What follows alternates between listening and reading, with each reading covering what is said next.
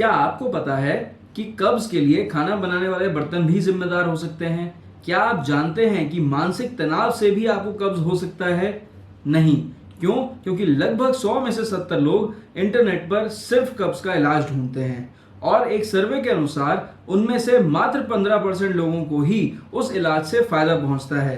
क्यों? क्योंकि हम कब्ज के कारण ढूंढना ही नहीं चाहते, हम जानना ही नहीं चाहते कि हमें कब्ज क्यों हो रहा है। हम सिर्फ इलाज ढूंढते हैं, चाहे वो टेम्परेरी हो, और परमानेंट तो आप कह ही नहीं सकते कि कब्ज से आपको छुटकारा मिल सकता है। तो चलिए आज सिर्फ इसी टॉपिक पर बात करने वाले हैं। नमस्कार दोस्तों, मैं हूं डॉक्टर चक्षु। स्वागत है मेरे YouTube चैनल पर। और जैसा कि आप जानते हैं कि मैं पेशेंट एजुकेशन वीडियोस बनाता हूं, तो आज हम लोग बात करने वाले हैं सिर्फ कब्ज के कारणों के बारे में।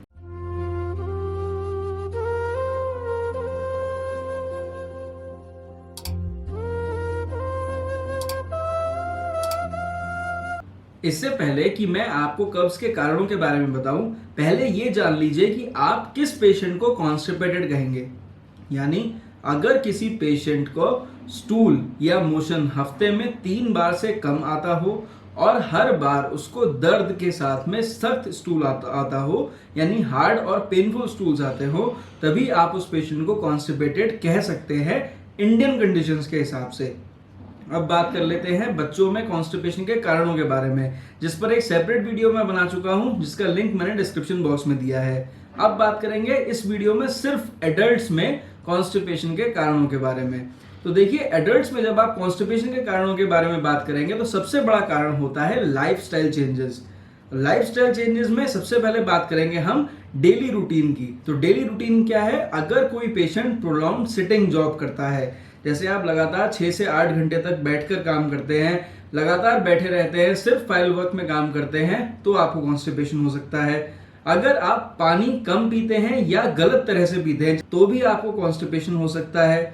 अगर आप एक्सरसाइज बिल्कुल नहीं करते, आइडियली आपको लगभग पर डे 1500 स्टेप्स यानी 1500 कदम चलना चाहिए।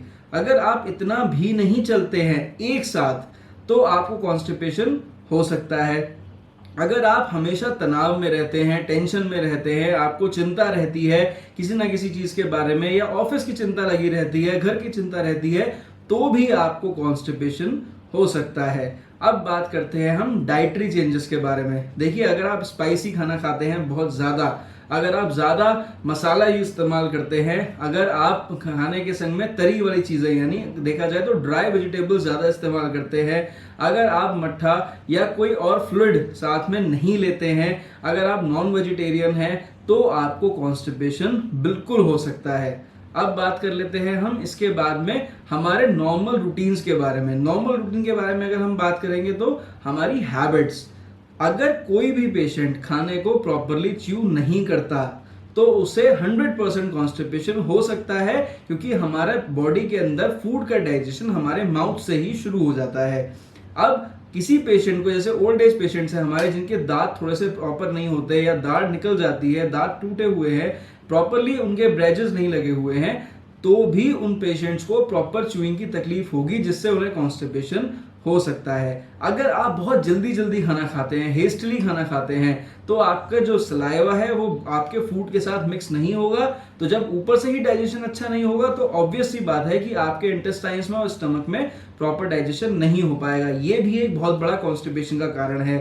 अगर आप खाने के समय में बहुत ज्यादा पानी पिएंगे, तो भी आपको कॉन्स्टिपेशन हो सकता है। अगर आप खाने को एंजॉय नहीं करते हैं, रिलिश नहीं करते हैं, और आप जबरदस्ती सिर्फ भूख के नाम पर अपने पेट में खाना भरते हैं, तो भी आपको कॉन्स्टिपेशन हो सकता है। अगर आप बहुत ज्यादा ऑयली फूड खाते हैं, साथ में आप फास्ट फूड ज्यादा प्रेफर करते हैं, मैदा वाली चीजें ज्यादा प्रेफर करते हैं, तो आपको जरूर कॉन्स्टिपेशन हो सकता है। तो लाइफस्टाइल फैक्टर्स के बाद अब हम बात करने वाले हैं स्टिमुलेंट्स की।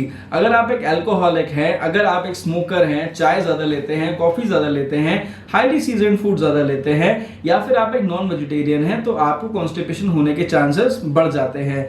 इतना ही नहीं, कुछ दवाइयां भी कॉन्स्टिपेशन के लिए जिम्मेदार होती हैं। या तो आप दवाइयों का डॉक्टर के रिकमेंडेशन से ज्यादा इस्तेमाल कर रहे हैं, या फिर कुछ दवाइयों का साइड इफेक्ट्स की वजह से भी कॉन्स्टिपेशन हो सकता है। जैसे अगर आप एंटी एलर्जिक ज्यादा लेते हैं, एंटासिड ज्यादा लेते हैं, एंटीबायोटिक्स ओवर यूज करते हैं, या फिर आप पेन किलर्स एनाल्जेसिक्स ज्यादा लेते हैं, आयरन या कैल्शियम के सप्लीमेंट ज्यादा लेते हैं, डायूरेटिक्स पे चल रहे हैं, तो आपको कॉन्स्टिपेशन होने के चांसेस बढ़ जाते हैं।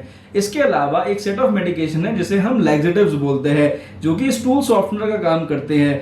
तो स्टूल सॉफ्टनर या लैक्सेटिव्स लेने से भी आपको प्रोलॉन्ग्ड टाइम में कॉन्स्टिपेशन हो सकता है। कैसे? लैक्सेटिव्स हमारे पेरिस्टाल्टिक मूवमेंट को हल्का से रिड्यूस कर देते हैं, स्टूल को सॉफ्ट कर देते हैं, जिससे आसानी से स्टूल पास हो जाता है, पर वो नेचुरल नहीं होता है। तो अगर आप एक नेचुरल साइकिल के साथ छेड़छाड़ करते हैं और लॉन्ग रन तक इसका इस्तेमाल करते हैं, तो आपकी इंटेस्टाइन की जो आपकी टेंडेंसी होती है मूवमेंट्स की, वो रिड्यूस हो जाती है, जिसकी वजह से आगे आने वाले समय में कॉन्स्टिपेशन के चांसेस बहुत ज्यादा बढ़ जाते हैं। आप क्रॉनिक कॉन्स्टिपेशन या ऑब्स्टिनेट कॉन्स्टिपेशन में पहुंच जाते हैं। तो लैक्सेटिव्स कब लेने चाहिए?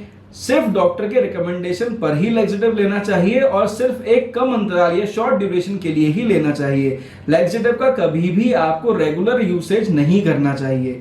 और इसके बाद हम लोग बात करने वाले हैं कुकिंग यूटेंसिल्स की। जैसा मैंने वीडियो की शुरुआत में बताया था, खाना बनाने वाले बर्तन भी कब्ज का एक कारण बन सकते हैं। कैसे? जो एल्यूमिनियम के बर्तन होते हैं या फिर जो नॉन स्टिक बर्तन होते हैं, वो नॉर्मली हल्के होते हैं, उनका कुकिंग टाइम जो होता है वो कम होता है, यानी खाना हमारा जल्दी पक जाता है, जिसकी वजह से अक्सर खाने का न्यूट्रिशन या न्यूट्रिएंट्स जो होते हैं वो खत्म हो जाते हैं। इसकी वजह से जो खाना हमारी बॉडी में जाता है वो प्रॉपरली अच्छे से उतनी ताकत नहीं दे पाता, प्रॉपरली एब्जॉर्ब नहीं हो पाता।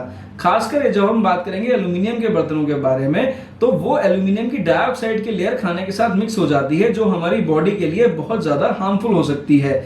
इसके साथ में जब आप नॉन स्टिक बर्तनों की बात करते हैं, अगर वो ज्यादा खुरच जा रहे हैं, उनकी टेफ्लॉन कोटिंग हल्की सी रिमूव हो जा रही है, तो उसके साथ में एल्यूमिनियम तो एक्सपोज होगा ही, और पॉलीकार्बोनेट की लेयर भी एक्सपोज हो जाती है, जो हमारे खाने के साथ मिक्स होती है, जिसकी वजह से हमारी आंतों में परेशानी पैदा हो सकती है। इसके साथ में आपको गैस्ट्राइटिस भी हो सकता है और बहुत सारे अदर जीआई डिस्टर्बेंसेस भी आपको महसूस हो सकते हैं। तो हमें कौन से बर्तन इस्तेमाल करने चाहिए? हमें कुकिंग के लिए या तो केवल स्टेनलेस स्टील या रॉट आयरन के बर्तनों का इस्तेमाल ज्यादा करना चाहिए, जिससे जो आयरन की लेयर हो वो हमारी बॉडी के लिए अच्छा काम करे, हमारी बॉडी को न्यूट्रिशन दे। ऐसा नहीं कि एल्यूमिनियम की लेयर जो हमारे बॉडी के लिए हार्मफुल हो। अब मैं आशा करता हूं कि मैंने जो आपको कारण बताए हैं, कोशिश करिए इस वीडियो में कि मैं आपको कॉन्स्टिपेशन के मैक्सिमम कारण बता पाऊं। तो अगर आप इन कारणों को समझ पाएंगे तभी आप उन कारणों का निवारण कर सकते हैं। उसके बाद ही आप कोई और उपाय या कोई और दवाई के लिए जाएं। तो मैं आशा करता हूं आपको वीडियो पसंद आई होगी। अगर आपको अच्छी लगी तो आप वीडियो को लाइक कीजिए और चैनल को सब्सक्राइब कीजिए, ताकि मैं आगे भी ऐसी वीडियोस बनाता रहूं। नमस्कार, धन्यवाद।